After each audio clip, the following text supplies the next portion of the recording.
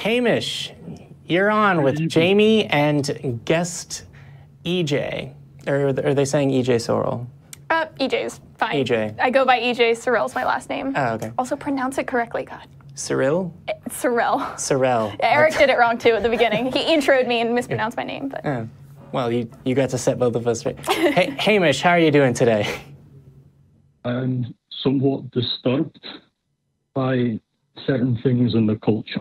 Now, if I may begin.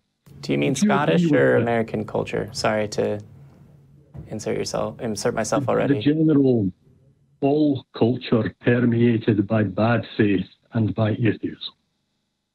Bad faith being non-Church of Scotland? But bad faith being us. Okay. I mean, presumably he has a problem with Islam as well, still. He's a repeat caller. Now, may I ask you this? Do you agree with the following statement? Those who believe absurdities are likely to commit atrocities. If your question is a litmus test of do I agree with that, the answer is no. I mean, people who believe absurd things aren't necessarily going to commit atrocities, and people who commit atrocities don't necessarily believe absurd things. I think it's kind of a Venn diagram you've created, and I agree the middle exists, but I don't think it's a circle. Yeah. Some people have attacked abortion clinics. You think that this has nothing to do with their belief in the sanctity of the soul of the unborn? To be really clear, though, do you think that a belief in the sanctity of human life is absurd? That's not relevant. I think it's a separate statement. He's reading us a list of statements that we're supposed to agree or disagree Sorry, with. so this is separate from the absurdities question? Well, I'm sure you find it absurd to think that humans have souls and that fetuses have valuable lives. Do you want to jump in, or should I take the first part on this one? I think that setting off explosives is in order to harm people and destroy things is not a good idea. But do you believe that the bombing of abortion clinics is largely caused by the belief in what you would consider absurdities? I think that most people who bomb abortion clinics aren't doing it because they agree with what abortion clinics are doing. So I would say that people who are bombing them are generally bombing them because they believe that abortion clinics are evil. Or at least the doctors. So you admit that the belief creates the action. Beliefs. I wouldn't say admit. Admit implies that it's something scandalous that I... Beliefs inform actions. If I believe the building is on fire, I'm going to leave it, etc. The thing that was giving me pause is that you were characterizing both whether I agreed that the action followed the belief and whether or not I immediately would agree that a belief was absurd, which is, at the very least, a pejorative statement on that belief. But in any case, yes, I think that a person who if I heard, hey, Mr. So-and-so bombed an abortion clinic, I would probably assume that Mr. So-and-so believed that they were bombing the abortion clinic in order to stop an abortion doctor from, in presumably their words, murdering babies, if that's what you're asking. Do you believe that the 9/11 atrocity had something to do with the absurd beliefs of the terrorists? Oh, boy. I think that the people that the 19 hijackers committed that act of terrorism in relation to their religious beliefs. There's also a lot of factors that go into it beyond just religious belief, too. I mean, there's the huge history of U.S. imperialism, colonialism in the Middle East that was a factor. There are factors of... But their absurd belief was a factor, indeed. Okay, I'm deliberately not using the word absurd, but I think that there is a factor in that, but their decision to do that in the United States rather than somewhere else, or their decision to go through with that also are I think we object to having words put in our mouths, which is what you're kind of doing. generally. I'm asking you if you believe these things. I'm not saying that you do. But I mean, I might, some of the statements that you've given so far, I might agree with it were it worded differently. Yeah. But because of the way that you've worded it, I don't necessarily agree because you've put a particular emphasis that I wouldn't personally place. Do you what think EJ said? That the mutilation of girls' genitals in the Middle East has something to do with Islam? I think it's a cultural practice generally that exists. My understanding is that it also existed before the spread of Islam, but... Do you believe religion causes any harm? Absolutely, religion causes harm. It is not responsible for all harm, and not all harm done in the name of religion is harm that would have been prevented without religion. Exactly. I got your back. Thank you. But do you believe that if you accept absurdities, you may commit atrocities based on those beliefs? I think that if you accept things that are true or false and come to... If you evaluate the quality of human life in one way or another, whether or not your beliefs are false and ridiculous enough to be called absurd, you can commit atrocities. But yes, if a person believes something, they can commit an action, and depending on that belief, the action they commit may be an atrocity. Do you very well... Precision. So, I believe that atheism is absurd. Here we go. Of course. And I believe that it has led to the moral breakdown of society. If you pay attention to places where atheism is prevalent, such as the West, people are denying such basic things as the roles and reality of the two sexes. Yep, that's me. All right, what you got to say about that? I'm ready. Hi. What?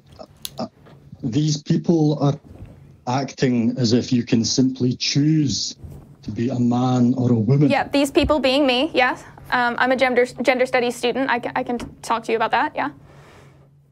So you believe that you can simply choose whether you can be a man or a woman? I believe that it's not a choice. I believe that gender is a social construct and that it is something that we perform and that is imposed upon us in certain ways, and that you can choose how to perform your gender, but you can't necessarily choose what your gender is. Your gender is something that you are.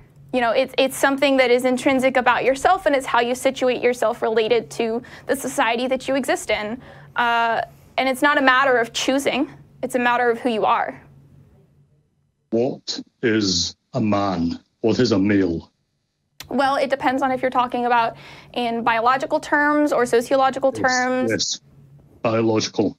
Well, actually, something that a lot of people don't realize is that biologically it's a really complex topic to discuss sexes because there's all these different gender markers and all these different biological sex markers that aren't as clear-cut as people think. There's a lot of different species that don't have just two sex markers.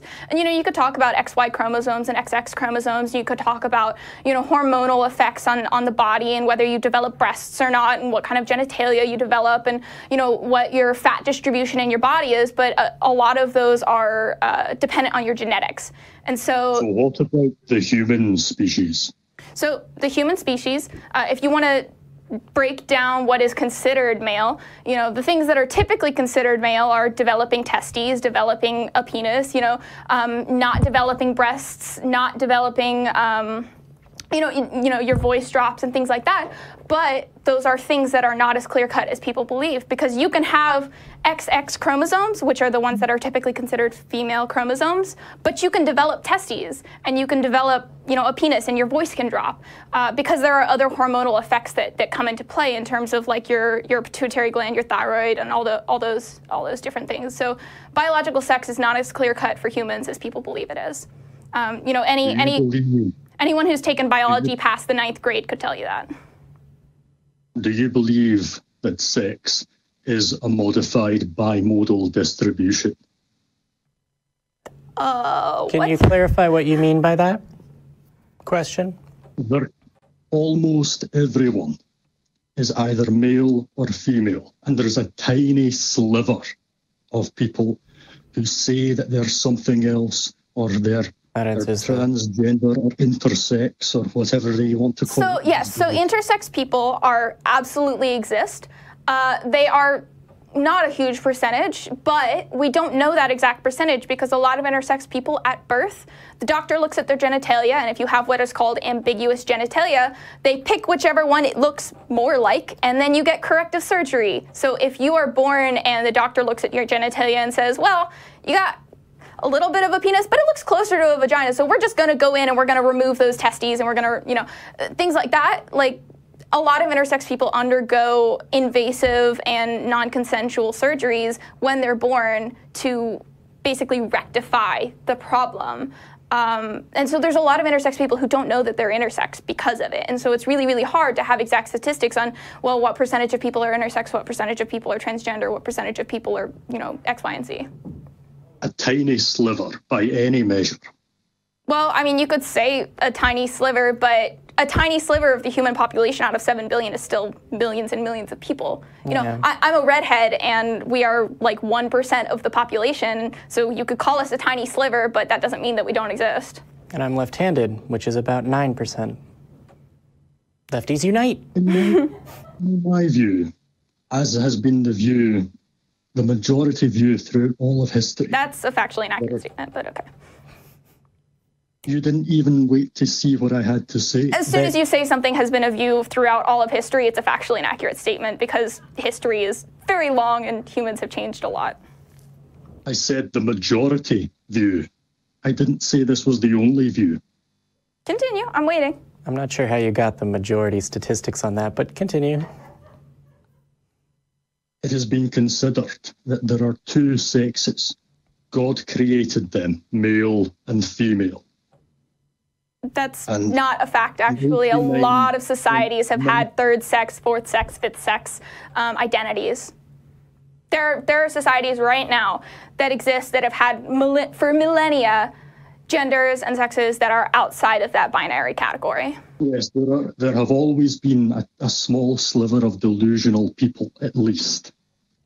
I mean, you can use derisive terms if you like, but I'm still going to disagree with you. Delusion is a factual term. Some delusions are a thing that exist.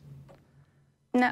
People believe things that are delusional. Hey, just to be really clear here, in your belief, when the Christian church was founded and started to develop, and there were, you know, less than 1,000 of them, less than 500, was that a tiny sliver of the world population? Yes. Okay. Is there a problem with people that form a tiny sliver of a population holding a belief? Not necessarily. Okay, cool. So maybe discuss the merits of that belief rather than the number of people that believe it. I'm not saying that the number of people that believe it makes a difference. What I'm saying is only a tiny, tiny sliver of people are intersex. It's a mutation. But what is the point? It's not how humans are supposed to be. That doesn't require a mutation, and for supposed to be, you need to demonstrate intent. It's a disorder. It's something that's... Oh, boy. Listen, people are male and female. Even if I were to agree that it's a disorder to be intersex, which I happen to disagree with that statement, but even if I were, intersex people still exist. Whether it's a disorder or not, they still exist and they still matter. You know, their lives still matter. They still deserve to exist as people without being oppressed and looked down upon and spat upon. Okay, yes, okay. What is a woman? Why do you need me to explain to you what a woman is? What is sex? Well, sex is a biological construction that is, you know, put together based on the secondary sex characteristics that you're expressing, and there's a lot of variation in the way that those things can be expressed. But you can find all of this in a biological textbook. Like that's true. To be said, sex is a social construct. Sex is a biological construct. Yeah. To be clear, Hamish, do you mean as a characteristic of an individual or as an action? Because the conversation is going to be very different depending on what you mean by what is sex. Characteristic, of course. I do my best not to make assumptions. Sorry, I didn't mean to. No, it's totally fine. As a biological construction is the phrase used. Proportion of transgender people commit suicide even after surgery and acceptance.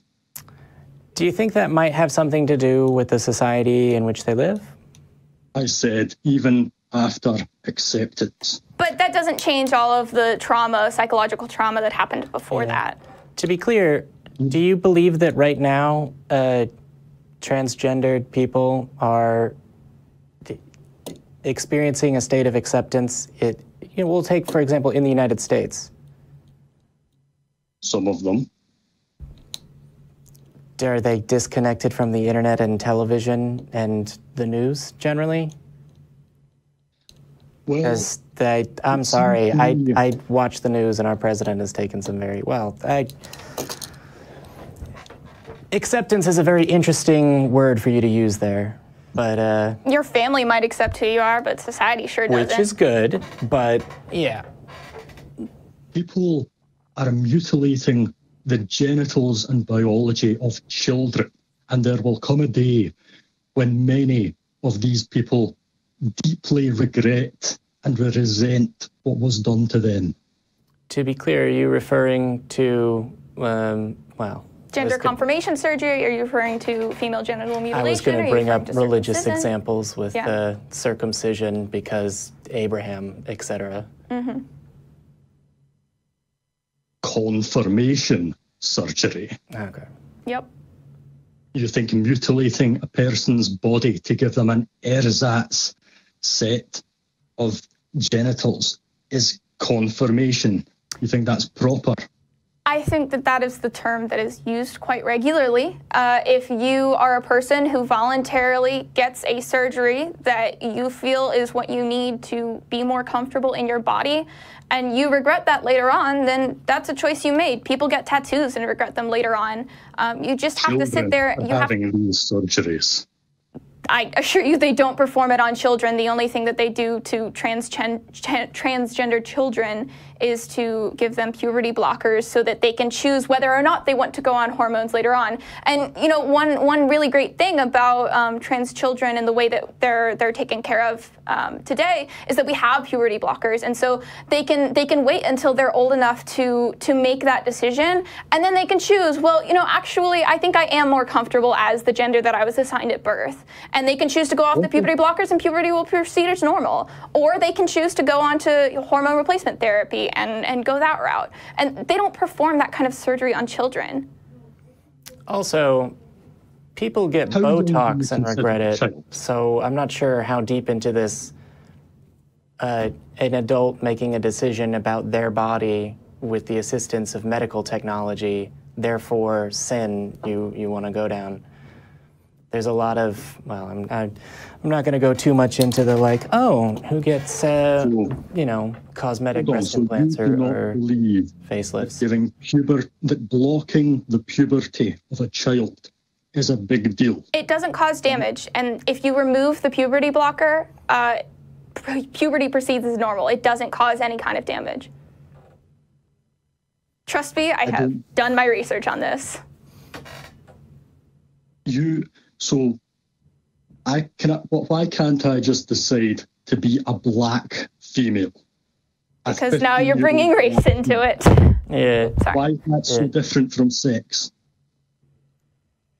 Oh boy. Yeah. So actually, transracial individuals and racial fluidity is an issue, is a social issue that's being discussed more openly and more frequently in the United States right now, and there are some, a single Google search will find you wonderful research and discussion on that point. Actually, I think the most recent one that I saw was an article on one of the mainstream cable news websites. I forget what it is, but there's a myriad of information. We've already taken quite some time with this call. The description that you have, that you gave our caller today was how atheism ruins society. Yes. Are there other things in society that you think are caused by atheism, or did you want to highlight how you think these, well, presumably, first among them being this spread of the not believing in a God entirely. But did you want to try and cover how you think that that's related to not believing in a God? Because there are Christians that agree with EJ and disagree with you. There are trans Christians, there are gay Christians, there are trans Muslims. You know, trans people exist everywhere. We're everywhere. You're a tiny sliver. We're still everywhere. A tiny sliver is millions and millions of people. Yeah. You're not in my house. No. Unfortunately, I am not in your house. That is also a factually correct statement about where EJ is at this moment. The vast majority of people, normal, properly developed people... I disagree with the term normal, but okay. And properly. ...have either XX chromosomes or XY, and they're clearly male or female. There is a blurry line, and some people might look male but be female, or look female but be male, or... Which brings into question what the phrase look male means, but... Well, you might have a snake that looks like sand, but it's a snake. So in that metaphor, is one of the genders sand? No. Okay, so... Hamish, have something that looks like one thing, but is another thing. You might look female, but actually you are male. You have male biology. Therefore, you are a man. I mean, you can say that. That doesn't make it true. Yeah. If you have male biology, you are a man. Not if I'm not one. Or a boy. You might be a boy. Okay. But I don't really know how to proceed besides no. Well, I think the issue here is that he doesn't get how trans people work, and I don't think we're going to be able to convince him that we exist. So no, you do exist, but you. I was going to say, existence confirmed for me. Yep, I exist. My identity is real. Schizophrenics exist as well. That is true. People who have schizophrenia do exist. People who are wrong about factual statements exist. Hi, Hamish. Yeah, hey. So you can't even tell me what a male is.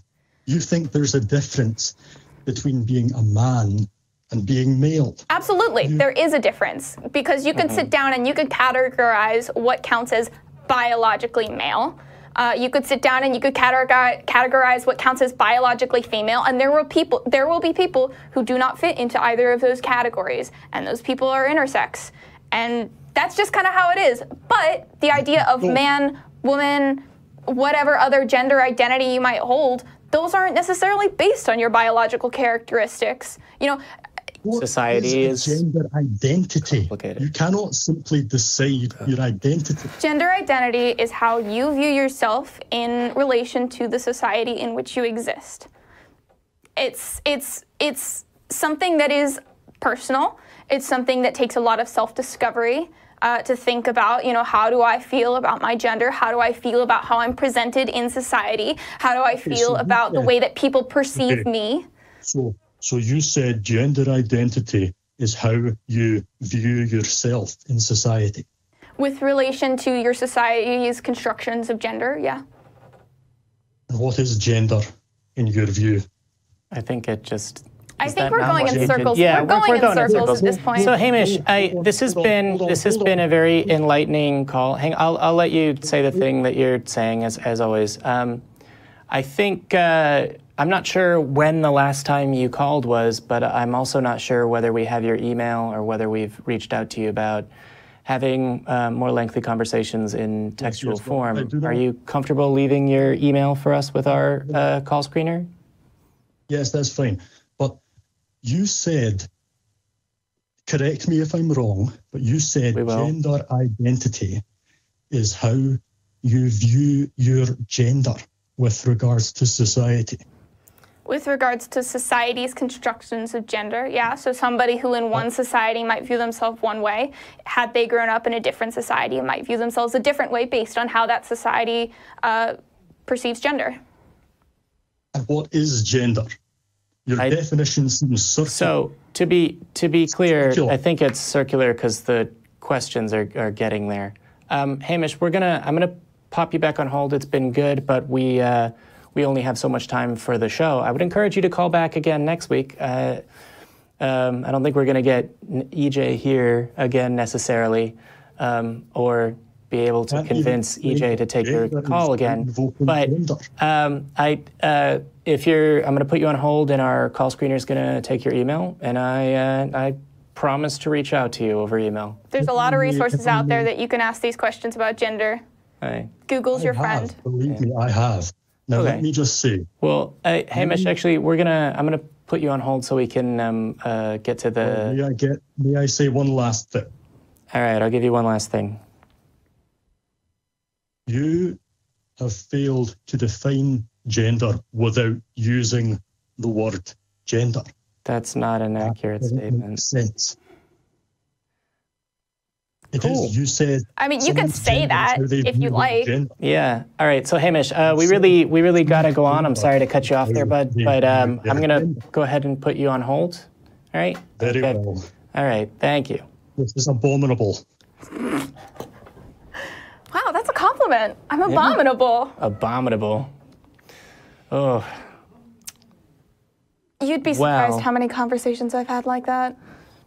The second you talk about, like, trans people existing, there's always one that's like, well, what's a gender? Well, there's a whole field of study that tries to figure that out, because it's really complicated. Yes. Oh my God. Yeah. Wow. Should we talk some more about how I'm a faker, liar, making things up? I'm absolutely certain somebody in the comments is going to make a "my gender's an attack helicopter" joke. So if they haven't already, thanks for that. That does happen. I've seen that. I would just, in your defense, say, no, you did define gender without using the word gender.